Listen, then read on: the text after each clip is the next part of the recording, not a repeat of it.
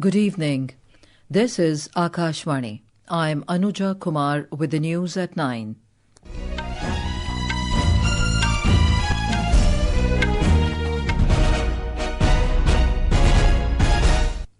The headlines. Union Cabinet approves Govardhan scheme to boost clean energy and rural economy. Also gives nod to 4-lane highway project between Guwahati and Tezpur to enhance connectivity in Assam. Lok Sabha clears legislation providing tax relief measures to support economy and boost foreign investment. Prime Minister Narendra Modi and his Israeli counterpart Benjamin Netanyahu reaffirm commitment to deepen bilateral ties. India successfully test fires medium-range Agni-4 ballistic missile in Odisha. Centre rejects claims of ethanol blending in aviation turbine fuel. Student protests over recruitment exam issues intensify in Jharkhand and Kerala. And in badminton, Tanvi Sharma, Ashmita Chaliha and Rakshita Ramraj enter women's singles quarterfinals at Korea Masters. And now the news in detail. The Union Cabinet today approved Govardhan, the National Circular Bioenergy Scheme, with a total outlay of 23,731 crore rupees to boost clean energy and rural economy. Briefing media in New Delhi this afternoon, Information and Broadcasting Minister Ashwini Vaishnaw said the scheme will be implemented from 2026-27 to 2035-36 and establish compressed biogas as a major pillar of India's future energy mix. Bharat की जो natural gas का consumption है India currently imports nearly 50% of its natural gas requirements, and the government is taking continuous steps to reduce this dependence. Under the scheme, the production of compressed biogas is targeted to increase tenfold over the next decade. From an environmental perspective, the initiative is expected to reduce carbon dioxide emissions by approximately 40 million tons. Economically, it is projected to contribute around 75,000 crore rupees to the national GDP and generate nearly 1.5 lakh employment opportunities across the country. About 1.5 lakh jobs will be created by this program.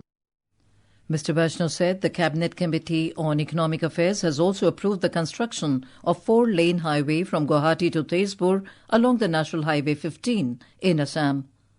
आज का दूसरा बड़ा फैसला है असम में. Today's second major decision is related to an important highway project in Assam. It is the Baihata-Chariali-Tezpur 4-lane highway, stretching from Baihata-Chariali, located just outside Guwahati, to Tezpur. The highway will be 135 kilometers long, with an investment of approximately 8,970 crore rupees. It will also be connected to the Brahmaputra tunnel in the future. आगे जाके Brahmaputra tunnel को भी ये जोड़ेगा.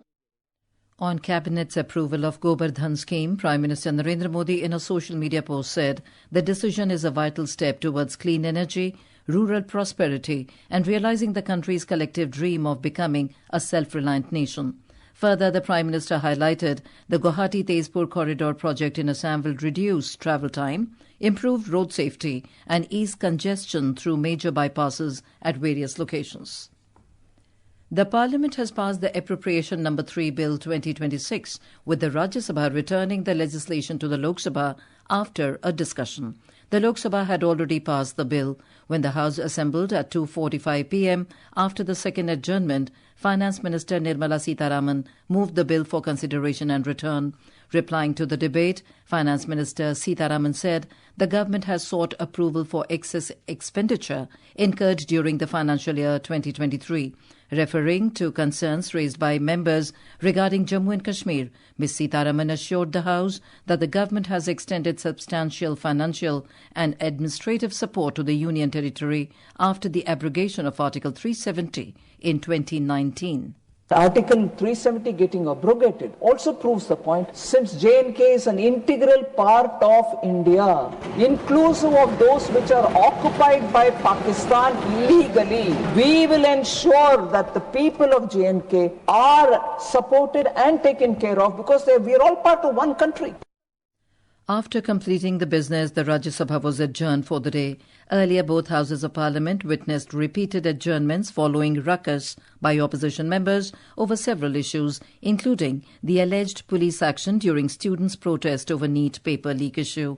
Amid opposition's uproar, the Lok Sabha passed the Taxation and Other Laws Amendment Bill 2026 without any discussion. The legislation provides tax relief measures to support economy and boost foreign investment. Later, the lower house was also adjourned for the day. Our correspondent brings a report on today's proceedings in both houses of Parliament. While the Lok Sabha was adjourned twice, the Rajya Sabha faced 3 adjournments. Due to disruptions, Lok Sabha could not take up question hour and zero hour, while Rajya Sabha took it up for a brief period. Amid din, the Lok Sabha gave its nod to the Taxation and Other Laws Amendment Bill 2026. It seeks to amend the Payment and Settlement Systems Act 2007, the Income Tax Act 2025 and the Finance Act 2026. The Rajya Sabha approved the Appropriation Number 3 Bill 2026 after a discussion and returned it to the Lok Sabha. The government had sought over 54,000 crore rupees to meet certain excess expenditure. It will be spent on repayment of debt. With Anand Kumar, Anupam Mishra, Akashvani News, Delhi. Prime Minister Narendra Modi received a telephone call from his Israeli counterpart Benjamin Netanyahu today. During their conversation, the two leaders reviewed sustained progress in India-Israel Special Strategic Partnership and reaffirmed their commitment to further strengthening the bilateral cooperation across various sectors for the mutual benefit of the two countries. Both leaders also exchanged views on the recent developments in West Asia. India today successfully test-fired the medium-range ballistic missile Agni-4 from the integrated test range at Chandipur in Odisha. The Defence Ministry said the launch validated all operational and technical parameters of the missile. The ministry added that the successful launch marks another milestone in strengthening the country's strategic deterrence capabilities. The Ministry of Electronics and Information Technology today continued questioning social media company Meta's visiting global team in New Delhi on whether the company is complying with the Indian laws.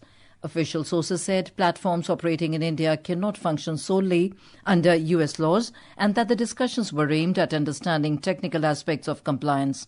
The sources said all platforms have a responsibility towards society and the law, like all institutions. The team also met Electronics and IT Minister Ashwini Vaishnaw today. This is the second round of questioning of Meta's global team by the government after Prime Minister Narendra Modi's Facebook post addressing students and youth and promising stringent action against examination paper leaks was restricted for about 5 hours on the platform. Meta later restored the post, attributing its removal to an error by AI-powered automated content filters and apologized. This is Akashvani giving you the news. For quick news updates round the clock, follow us on our X handle at AIR News Alerts. And for details of these stories and more, log on to our website www.newsonair.gov.in and download the News on AIR app. Civil Aviation Minister K. Ram Mohan Naidu has debunked the claims stating that the government plans to blend ethanol with aviation turbine fuel are completely false and irresponsible. In a social media post, Mr. Naidu today said that there is no such proposal. He said ethanol and sustainable aviation fuel are entirely different and should not be conflated. Mr. Naidu said that sustainable aviation fuel is an internationally certified aviation fuel and adopted globally, which undergoes rigorous testing and meets stringent global safety standards. Meanwhile, Commerce and Industry Ministry in a statement refuted the claims in media that India is importing and intends to import large quantities of ethanol from the United States for fuel blending as baseless and factually incorrect. The ministry said ethanol used for fuel blending under the Ethanol Blended with Petrol program is sourced entirely from domestic producers as per the domestic policy framework. Union Minister of New and Renewable Energy Prahlad Joshi today said that the PM Surya Ghar Muft Bijli Yojana has crossed 50 lakh beneficiary households in India. The minister was addressing the CII International Energy Conference and Exhibition in New Delhi. Today, 1 lakh households are added under the scheme every 6 days. The pace of the installation has increased more than 3.2 times in just 9 months. And 19 lakh households are receiving zero electricity bill. More than 12 lakh households have earned 421 crore by selling the surplus electricity. The pace of the installation has increased more than 3.2 times in just 9 months. In Jharkhand, the students' agitation over issue of irregularities in the Jharkhand Public Service Commission and Jharkhand Staff Selection Commission examinations entered its 13th day today. The matter triggered uproar both inside and outside the Jharkhand Assembly on the opening day of the monsoon session. Our correspondent has filed this report. The students' agitation over the alleged irregularities in the JPSC and JSSC examinations and their demand for greater transparency has reached a crucial stage. On the directions of Chief Minister Hemant Soren, a committee comprising 4 ministers has been constituted to hold talks with the agitating students. In response, the protesting students camping at the Jaipal Singh Munda Stadium in Ranchi have announced an 8-member delegation to represent them. Meanwhile, the issue dominated the political discourse both inside and outside the Jharkhand Assembly today.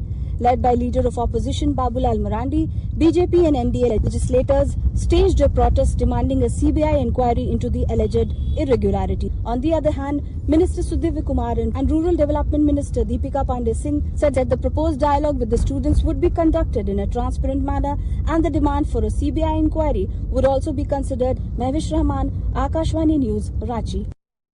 In Kerala, a massive protest march organised by the Yuva Morcha in support of the Public Service Commission rank holders turned tense outside the Secretariat in Thiruvananthapuram after police used water cannons to disperse the demonstrators. The march was held demanding justice for candidates who have not received appointment orders for the past 2 years, despite being included in PSC rank lists.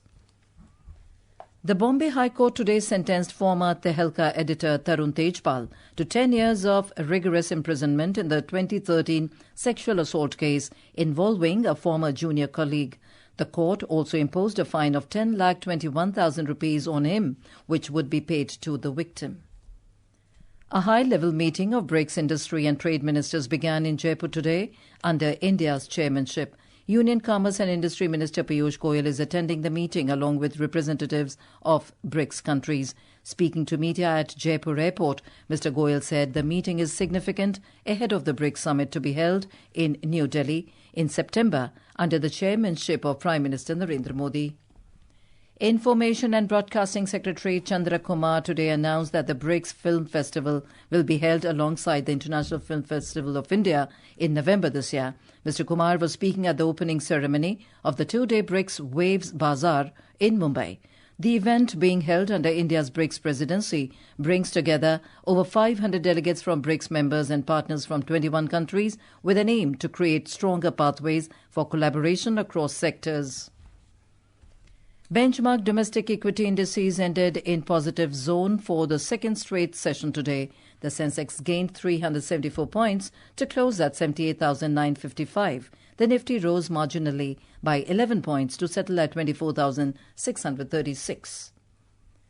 The India Meteorological Department has forecast very heavy rainfall along with thunderstorms, gusty winds and lightning over Madhya Pradesh, Rajasthan, Kerala, Mahe, Odisha and coastal and south interior Karnataka tomorrow. Meanwhile, Delhi, Himachal Pradesh and West Madhya Pradesh are also likely to witness heavy rainfall tomorrow.